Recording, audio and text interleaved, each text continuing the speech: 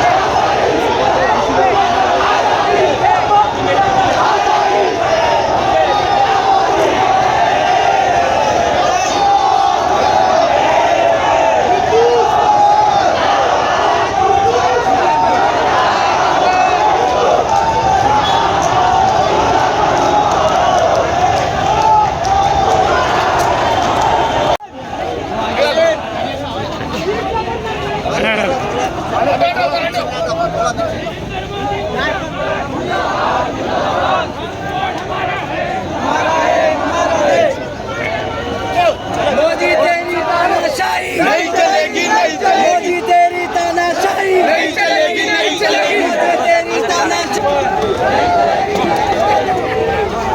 मोदी तेरी तानाशाही नहीं चलेगी, नहीं चलेगी। मोदी तेरी तानाशाही नहीं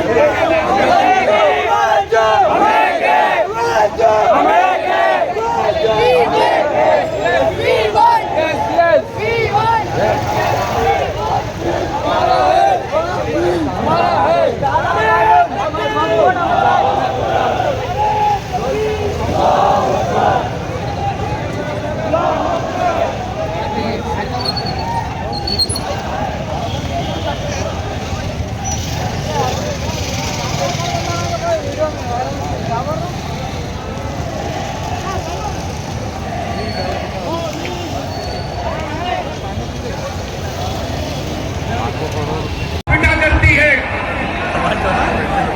यहाँ तुम्हारे जो कायद मौजूद हैं, इन कायद को कमजोर करने का काम मत कर देना। एक नैरेटिव पूरे देश में बनाया जा रहा है कि वक्फ बोर्ड में हम क्यों जाने का काम करें, वक्फ बोर्ड हमको क्या देता है। मैं आपसे पूछना चाहता हूं, मस्जिद नहीं होगी तो नमाज कहां पढ़ोगे, कब्रिस्तान नहीं होगा तो दफनाए कहां जाओगे। ईदगाहों की और दरगाहों की बात तो बात की है। ये इन तमाम चीजों पर कब्जा करना चाहते हैं। इन्होंने पार्लियामेंट में झूठ बोला है। पार्लियामेंट में गृह मंत्री ने कहा कि हम ना दरगाह को हाथ लगाएंगे, ना मस्जिद को हाथ लगाएंगे, ना ईदगाह को हाथ लगाएंगे, और जो जैसी है प्रॉपर्टी हम वैसे ही रहने देंगे, हम वक्फ बाय यूजर को नहीं छेड़ेंगे। लेकिन जब कानून की किताब मैंने दिखाई, जो कानून भेजा, उसमें इन्होंने एक लाइन आगे बढ़ा दी कि सिवाय उनके जो आधी, अधूरी या पूरी, जिसके अंदर लिटिगेशन हो, मुकदमेबाजी हो, या वो संपत्ति सरकार की हो। हमारी प्रॉपर्टी को सरकारी बताओगे, और जब आप सरकारी बता दोगे, उसके बाद आपने कहा कि जब तक इस सरकारी संपत्ति की, ये संपत्ति, चाहे वो ईदगाह हो, चाहे खानका हो, चाहे दरगाह हो, चाहे कब्रिस्तान हो, जब तक उसका मालकान आप सरकार के पास रहेगा, जब तक कोई डेजिग्नेटेड ऑफिसर इसको तय नहीं कर देगा। और वो डेजिग्नेटेड ऑफिसर तय कब करेगा, इसका कोई पक्का नहीं किया उन्होंने कि ये तय कब करेगा। यानी वो जब तक चाहे, जब तक उस प्रॉपर्टी को अपने कब्जे के अंदर रखें या फूट कर दें। तो बहुत आसानी के साथ सवाल कहा कि हम छेड़ेंगे नहीं, लेकिन उसी के साथ दूसरा सवाल डाल दिया कि दिल्ली के अंदर कांग्रेस की सरकार ने 123 प्रॉपर्टी को डिनोटिफाई कर दिया। अब कौन सी 123 प्रॉपर्टी? उसके अंदर मस्जिद है, उसमें ईदगाह है, उसमें कब्रिस्तान है, उसमें दरगाह है। ये चार ही चीजें 123 प्रॉपर्टी। जब हमने सवाल किया कि आपने तो ये कहा, तो फिर उसको बोल कर गए जवाब नहीं आया।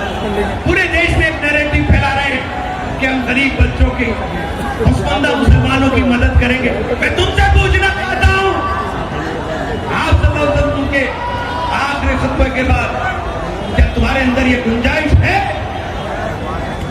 बताओ, ये गुंजाइश है क्या तुम्हारे अंदर? ला इलाहा इल्लल्लाह मुहम्मदुर रसूलुल्लाह।